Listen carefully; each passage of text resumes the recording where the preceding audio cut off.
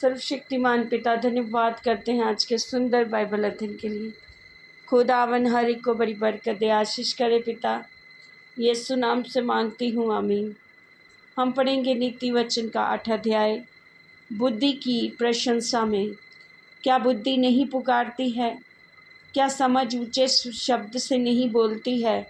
वे तो ऊंचे स्थानों पर मार्ग की ओर और तिरमोनियों में खड़ी होती है, फाटकों के पास, नगर के पैठाव में और द्वारों ही में वे ऊंचे स्वर से कहती है, हे मनुष्यों, मैं तुमको पुकारती हूँ और मेरी बात सब आदमियों के लिए है।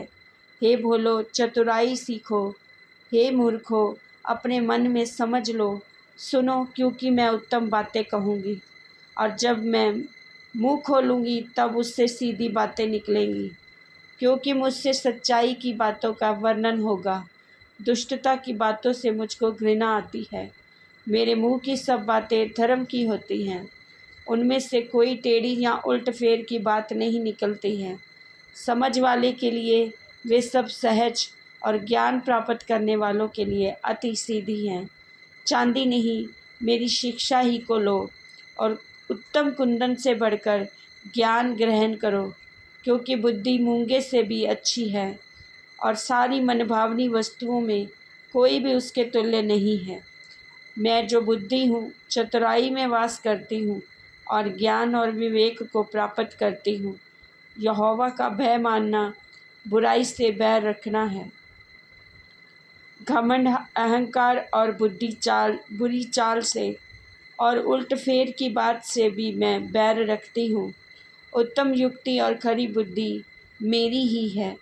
मैं तो समझ हूँ और पराक्रम भी मेरा है।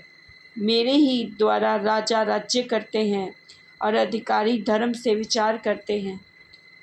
मेरे ही द्वारा राजा, हाकिम और रईस और पृथ्वी के सब न्यायी शासन करते हैं। जो मुझसे प्रेम रखते हैं उनसे मैं भी प्रेम रखती हूँ। जो मुझको यत्न से तड़के उठकर खोजते हैं वे मुझे पाते हैं। धन और प्रतिष्ठा मेरे पास है, वरन ठहरने वाला धन और धर्म भी है।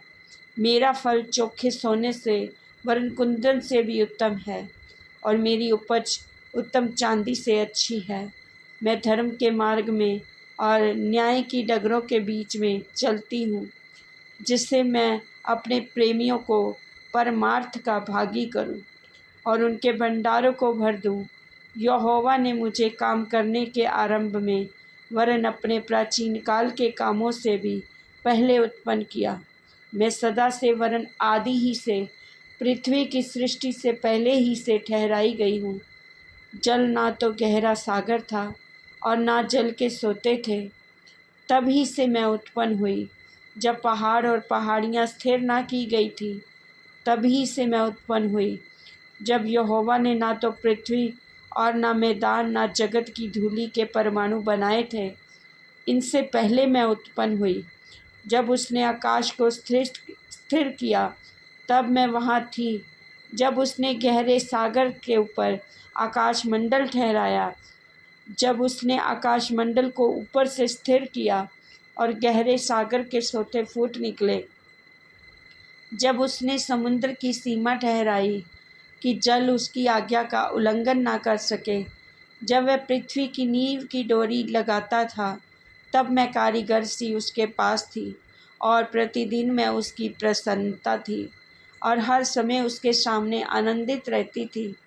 मैं उसकी बसाई हुई पृथ्वी से प्रसन्न थी और मेरा सुख मनुष्यों की संगति से होता था। इसलिए अब हे मेरे पुत्रों, मेरी सुनो। क्या ही धन्य है वे जो मेरे मार्ग को पकड़े रहते हैं। शिक्षा को सुनो और बुद्धिमान हो जाओ, उसके विषय में अनसुनी ना करो।